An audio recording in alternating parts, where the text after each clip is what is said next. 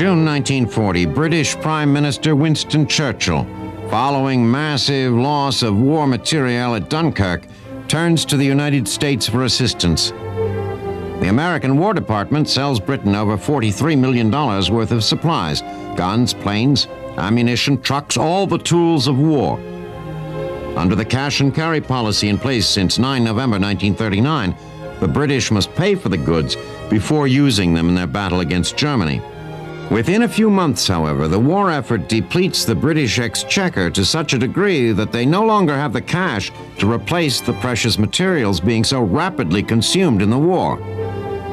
Britain's resistance to the Nazi plague sweeping across Europe is in danger of faltering for lack of sustenance.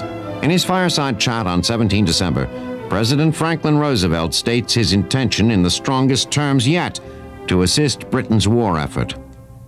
He changes the cash and carry policy to lend-lease, providing weapons and munitions without demanding immediate payment. Roosevelt argues that were his neighbor's house on fire, he would immediately loan his garden hose without demanding payment beforehand. It is not simply a matter of watching out for one's neighbor, but of preventing the spread of fire to one's own house.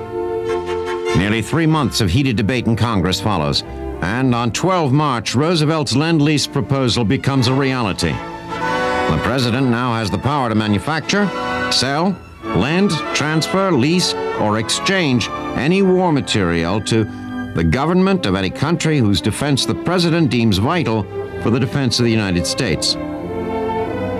On 27 March, Congress authorizes the first appropriation for Lend-Lease, providing Britain instant access to $7 billion in American goods. The British are ecstatic. Churchill proclaims Lend-Lease an inspiring act of faith, a monument of generous and far-reaching statesmanship, as well as the most unsordid act in history. In the United States, Lend-Lease provides two mammoth challenges. The first is the task of moving hundreds of thousands of tons of material across the ocean. The second, and more serious challenge, is in producing it. Even with factories running around the clock, not enough tanks, planes, and guns can be forged to fully meet Roosevelt's demands for both increases in American strength and exports. As industry gears up, many are left wondering, if war comes to America, will America have the ability to fight?